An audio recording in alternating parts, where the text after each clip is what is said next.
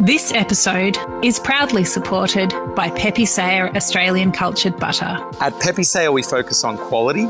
So if someone comes into your restaurant and they see you're using Pepe Sayer, they know immediately that that is a quality product you've got in front of you on the table. And that comes from a decade of just doing quality butter day after day. For more information, go to pepesayer.com.au. It's hard work to produce good quality fruit in this region. It's cold, it's wet, it is marginal, but produce fantastic fruit for sparkling wine production. This is the 5th episode of The Producers in Launceston, a special podcast series celebrating the food, wine and people of this very special part of Tasmania. I'm Dani Valent, and I'm so happy to be spending time with you in and around Lonnie. Ian White is the cellar door manager and experience maestro at Clover Hill, a sparkling wine producer 50 kilometres northeast of Launceston in the Pipers River wine region. The cellar door is a beautiful place to visit for tastings, in-depth wine experiences and lovely food. It's a glorious spot. On a clear day, you can see Bass Strait, the sea that links Tasmania to the mainland. Clover Hill is owned by Goulet Wine Estates, an American family company which also owns Taltani in Victoria and wineries in California and France. Clover Hill's sparkling wines are crafted using the French méthode traditionnelle, a highly specialised process that requires expertise, experience and a sensitive hand. Clover Hill probably wouldn't exist if not for the pathfinding Pipers Brook Winery 10 minutes up the road. Founded by Dr. Andrew Pirrie, a giant of the Australian winemaking world, he identified this region as a great one for sparkling wine. My name is Ian White. My title is the Retail Hospitality Manager for Clover Hill Wines, the cellar door manager, at our Labrina vineyard in northern Tasmania, northeastern Tasmania, in the Pipers River wine region. So we're sitting on the top of an old volcano, about 272 metres above sea level, facing due north. The vineyard's a big amphitheatre. We have an elevation drop from 270 down to about 160, 150 metres below us, with most of the vineyard sort of curving around sort of northeast. We are a traditional method sparkling wine producer. So the history of Clover Hill starts back. I suppose it's good to sort of mention right from the beginning, the original name of the farm that we purchased a piece of was called Clover Hill. So we didn't create the brand; it was already, or the name, it was already there, and that was, I guess, a nod to the history and the families that created a multi-use farming property. And some of those family members still work for us and have worked for us for 35 odd years. So the family that owned Clover Hill was looking for a region somewhere in the world that they could produce premium quality sparkling wine. With groundbreakers like Dr. Andrew Pirrie, who'd already sort of identified this area of Tasmania for producing great sparkling wine, this region was chosen for that. So we purchased a multi-use farming property in 1986, 66 hectares in total, with only 22 hectares planted under vine. We planted our first grapes in 1987, and progressively planted out the vineyard with the last fruit going in 96, which is some Pinot Gris. And we planted the property with classic trilogy of champagne varieties, Chardonnay, Pinot Noir, Pinot Meunier. We produced our first commercial wine, or made our first commercial vintage in 1991, which was released in late 93, and have been focusing on producing our vintage brut as our sort of mainstay of a portfolio, which is a blend of Chardonnay, Pinot Noir and Pinot Meunier, the 3 varieties, ever since. So yes, the cellar door that we're in now was commissioned and opened in end of 2017. So we've been open for just under 5 years. The wines that are available that we produce that are readily available in the market are non-vintage cuvee and vintage brut. The vintage brut's been the wine that we have been making since 1991. So we set minimum lees times for these two wines. So the non-vintage cuvee, bright citrusy green apple with 2 years on yeast lees. Vintage brut, minimum 3 years on lees, but regularly achieving more like 4 years. And is more classic champagne characteristics, so toasty, nutty, biscuity, sort of briny oyster shell minerality and honey characteristics coming through. Ian White has a long background in hospitality, including time at top Brisbane restaurant Echo. What made him move to Tasmania? And how did he find his way to Clover Hill? My background is in hospitality, restaurant management, sommelier. In most of my career up until this point, I reached a point after being in a very successful restaurant environment, Philip Johnson's Echo Bistro in Brisbane for a decade, where I sort of sat back and went, okay, what's my next step?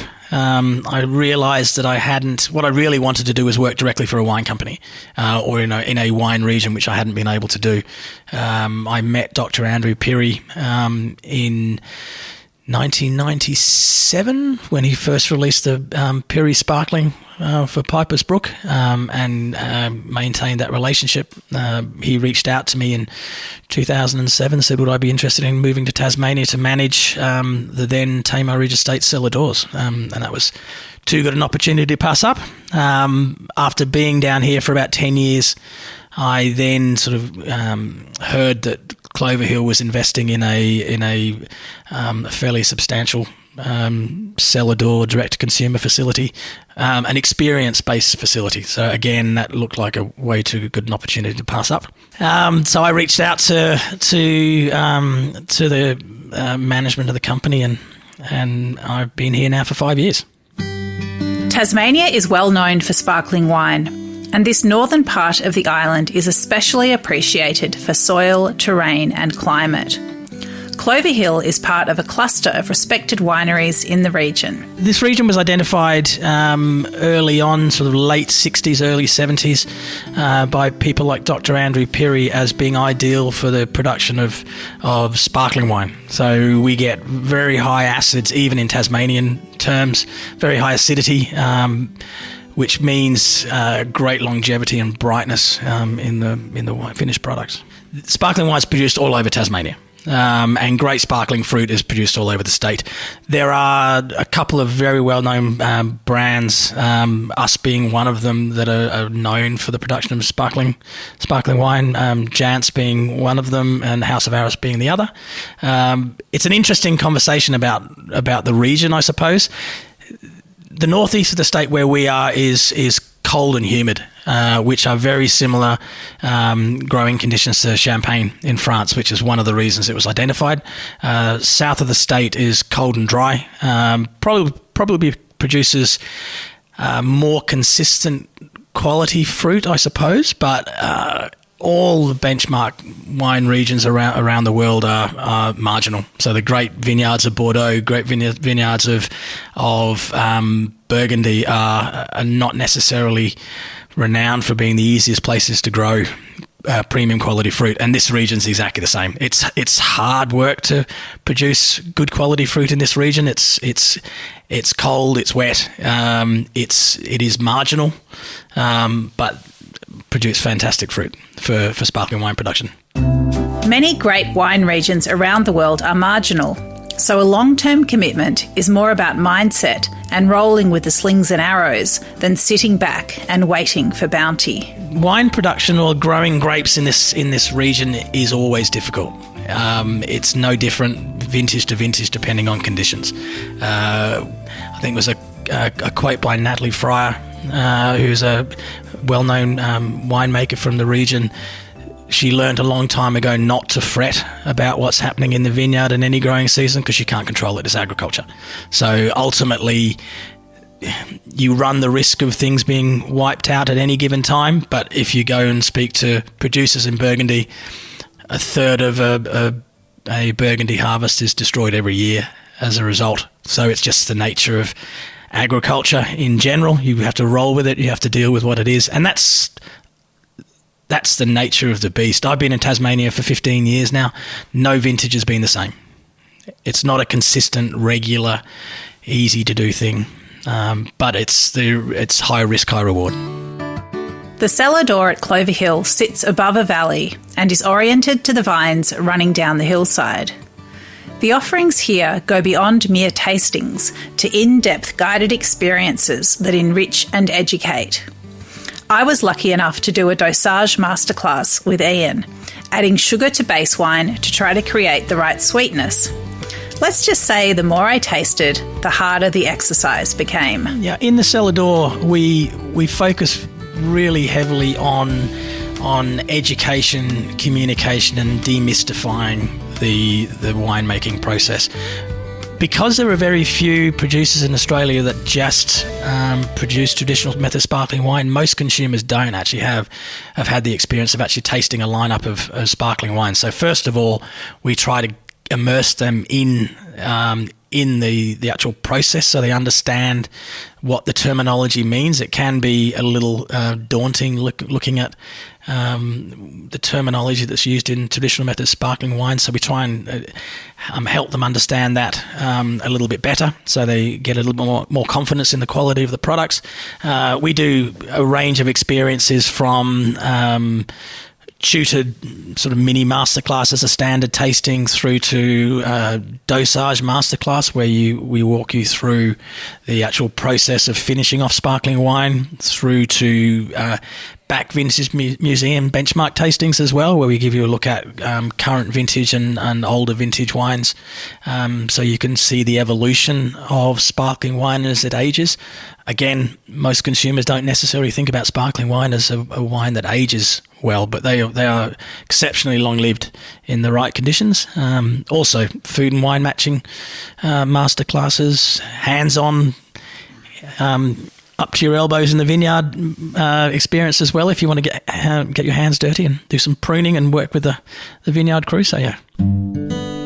Wine is full of special terminology and odd actions that seem obvious to those in the know and intimidating to those who have had less engagement. Let's take disgorgement. In champagne terms, it means popping out a yeast plug that has settled in the neck of the bottle as the wine has matured. It's not the kind of thing you are born knowing. Ian aims to dismantle some of the elitism around wine. The demystifying process, I suppose, for me is taking away some of the nervousness that people have around the terminology and helping them understand what the word tirage means, which is basically the addition of sugar and yeast to create the secondary fermentation in bottle, which naturally carbonates the wines, through to what disgorging means, what the term lees means, so sedimentary yeast that's left over after that process. So basically, we start by asking whether the consumer actually understands the process. If they don't, then using some handy props that we have, so some of the dosage liqueurs in bottles, an undisgorged bottle of sparkling wine that shows the sediment in the bottle. We literally walk them through the process and give them a good understanding about what sparkling wine production is all about. I think that matters because the wine industry overall can be quite elitist. There's a vocabulary around the making and production, growing of wine grapes that isn't normally explained unless you take the time and the effort to actually research it, and that can in itself be daunting because there are textbooks out there which are 2 inches thick and 1,000 pages. So I think it's important. So I think the consumer understands where, in a Tasmanian context, the quality of Tasmanian sparkling wine and where it sits on a world stage, and actually really understands that we are producing traditional method sparkling wine that rivals the best sparkling producers in the world. Communicating with wine drinkers relies on deep knowledge that can be passed on in jargon-free fashion.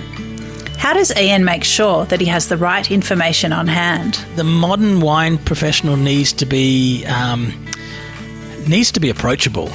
I think they need to be prepared to share their knowledge. If they're the ones that have taken the time and the effort and have the passion for the knowledge and learning about the industry, I think especially the consumer-facing professionals need to educate and they need to demystify. They need to bring the consumer on and to train or to educate the next generation of wine drinkers.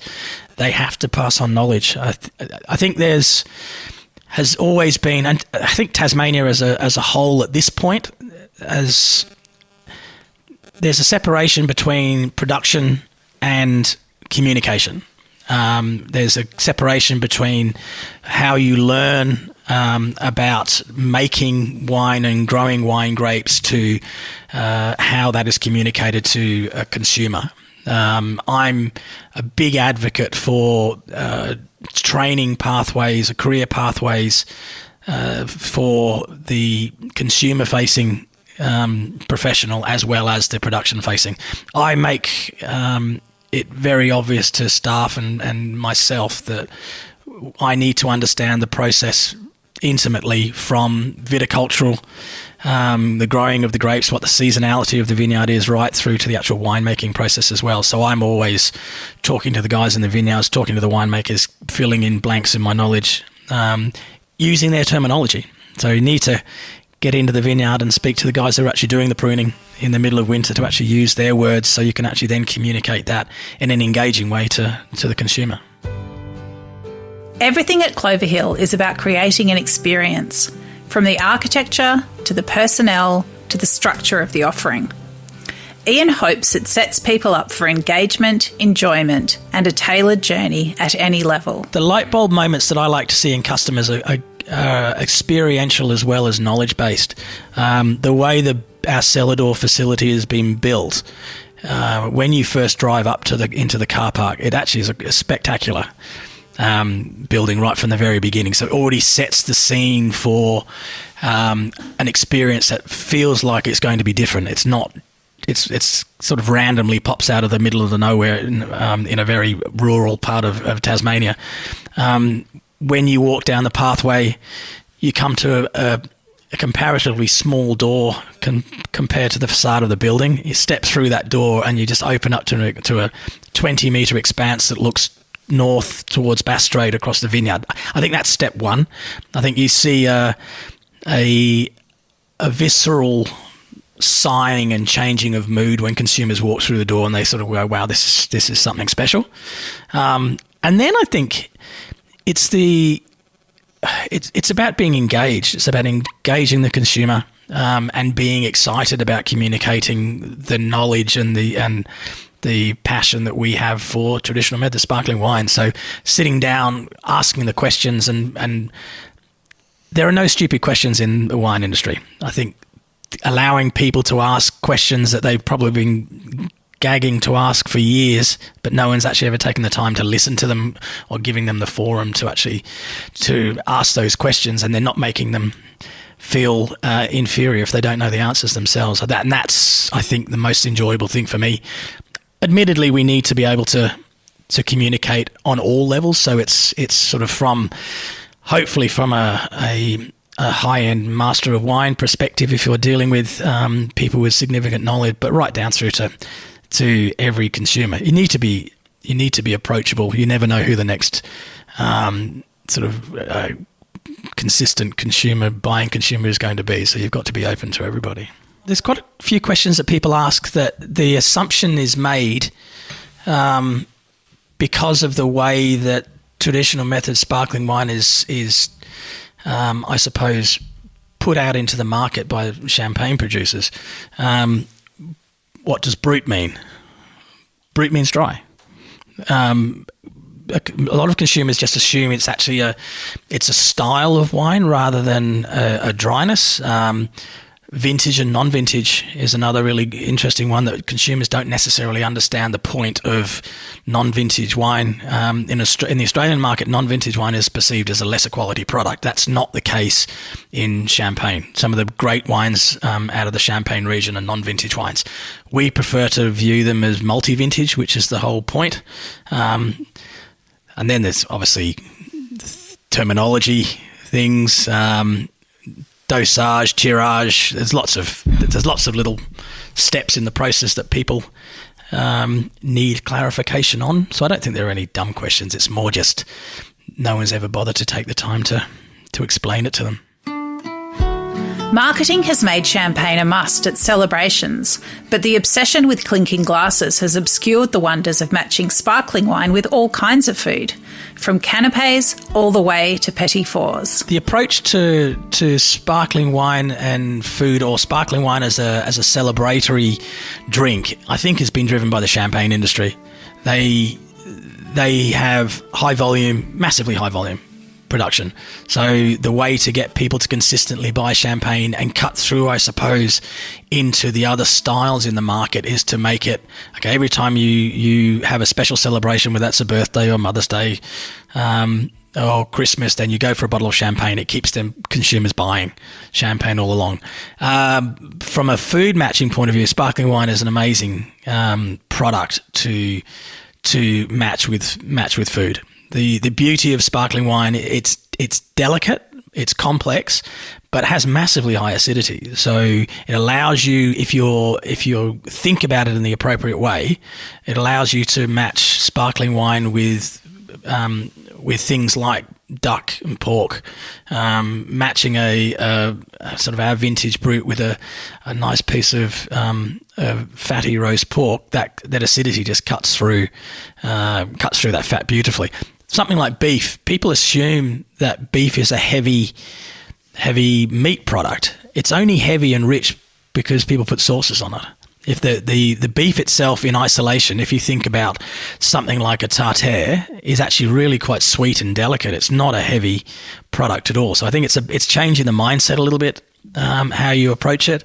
We've done regular sort of restaurant industry visits to the cellar door, where our chef has put together a 6-course degustation with sparkling all the way through.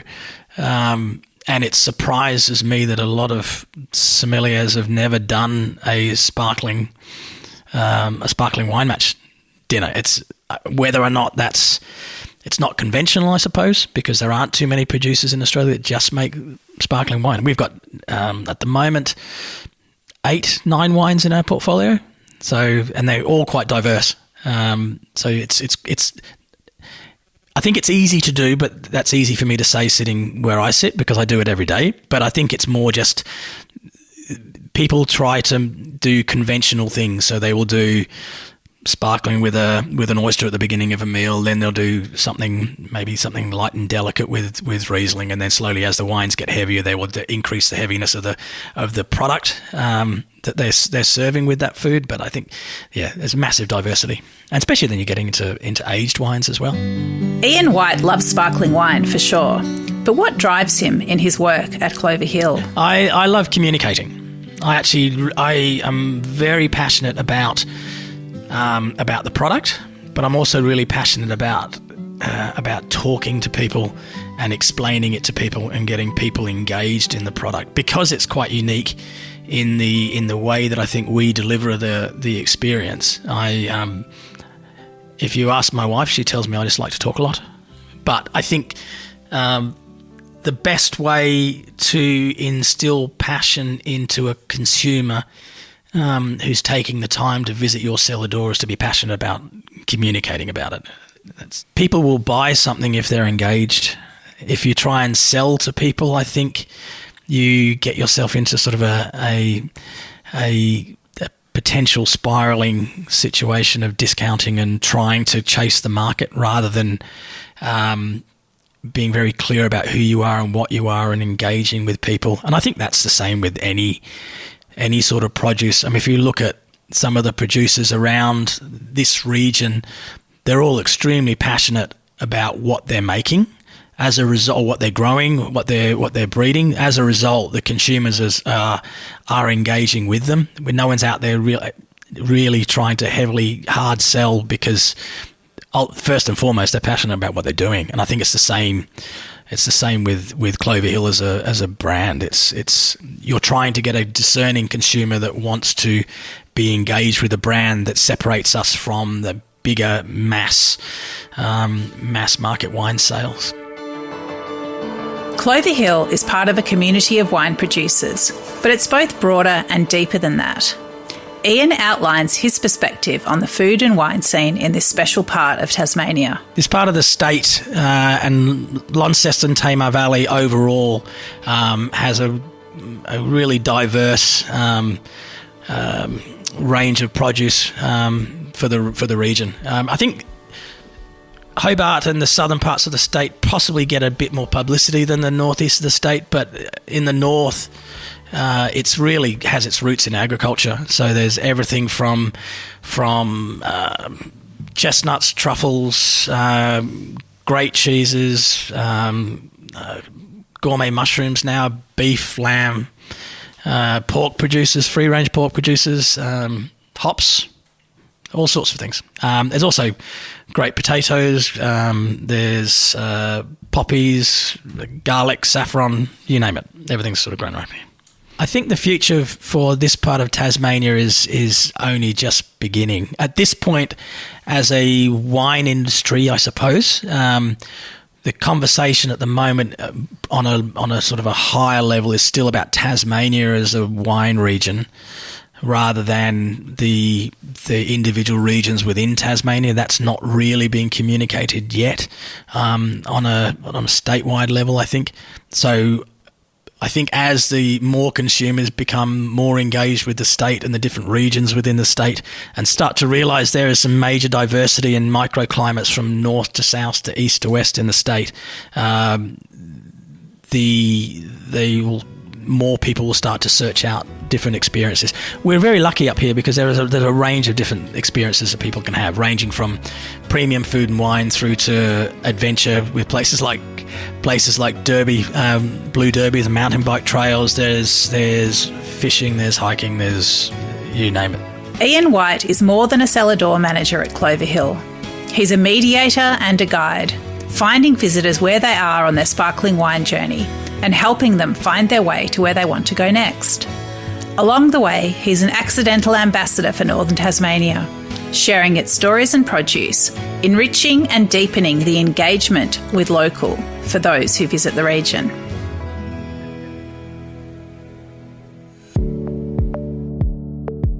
This is The Producers, a Deep in the Weeds production.